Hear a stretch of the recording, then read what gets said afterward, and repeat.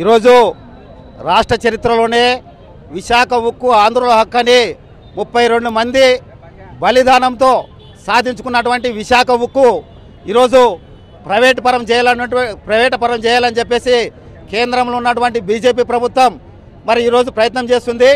విశాఖ ఉక్కు ఆంధ్రుల హక్కు అని చెప్పేసి ఈ యొక్క విశాఖ ఉక్కు ఫ్యాక్టరీని ఇక్కడే అదేవిధంగా ప్రభుత్వమే దీన్ని నడిపించాలని, దానికి ప్రభుత్వమే సొంత గనులు కేటాయించాలని మేము డిమాండ్ చేస్తున్నాం.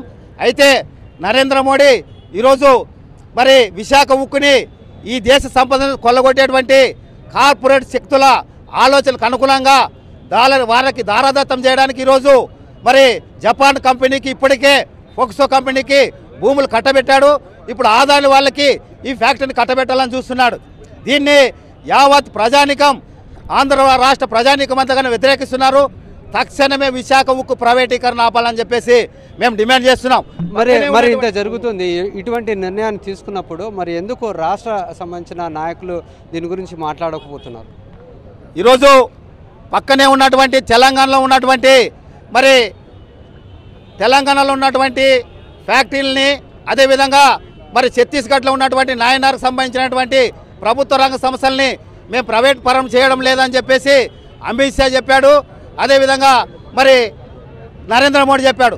కానీ మన రాష్ట్రంలో ఉన్నటువంటి విశాఖ ఉక్కుకు సంబంధించి గత 3 సంవత్సరాలుగా ఉద్యమం జరుగుతున్నప్పటికీ ఈరోజు ఈ రాష్ట్రాన్ని పరిపాలన చేస్తున్నటువంటి చంద్రబాబు నాయుడు ఈరోజు పోలవరం గురించి మాట్లాడుతున్నాడు, అదేవిధంగా అమరావతి గురించి మాట్లాడుతున్నాడు. కానీ విశాఖ ఉక్కు గురించి ఎందుకు మాట్లాడడం లేదని చెప్పేసి మేము అడుగుతున్నాం.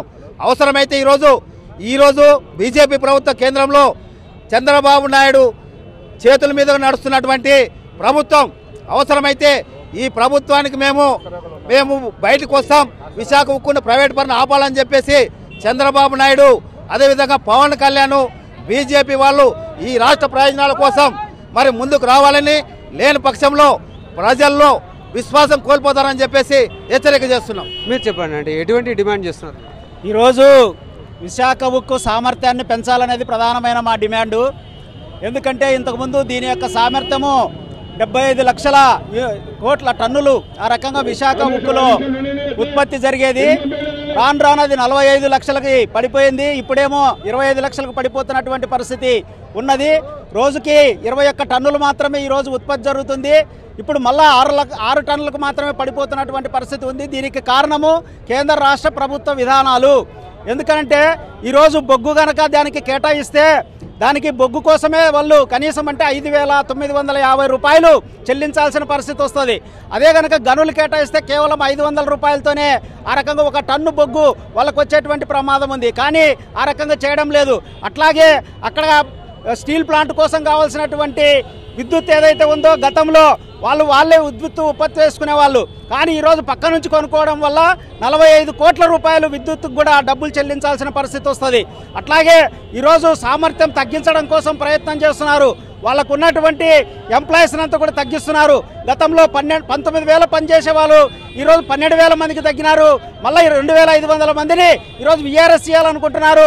500 మందిని ఛత్తీస్గఢ్కి నాగపూర్కి ట్రాన్స్ఫర్ చేయాలనుకుంటున్నారు. అంటే ఈరోజు ఆ విశాఖ ఉక్కు సామర్థ్యాన్ని తగ్గించడం కోసం ప్రయత్నం చేస్తున్నారు. మొన్ననే జూలైలో కేంద్ర మంత్రి కూడా వచ్చినాడు, కానీ ఏం ప్రకటించలేదు. ప్రైవేటీకరణ చేయనన్నాడు తప్ప ఇప్పటివరకు దాని నుంచి చేసింది ఏం లేదు. అందుకని మేము డిమాండ్ చేసేది ఏమంటే దాని సామర్థ్యంతో నడపాలి. కేంద్ర రాష్ట్ర ప్రభుత్వాలే దీనికి బాధ్యత వహించాలి. ఈరోజు ప్రభుత్వం మేము వెనక వస్తే దాన్ని కాపాడుతామని చెప్పి ఎన్నికల కంటే ముందు వాళ్ళు వాగ్దానాలు చేశారు. ఆ వాగ్దానం ప్రకారం కేంద్ర రాష్ట్ర ప్రభుత్వాలు ఈరోజు విశాఖ ఉక్కును కాపాడాలని చెప్పి మేము ట్రేడ్ యూనియన్లుగా డిమాండ్ చేస్తాం.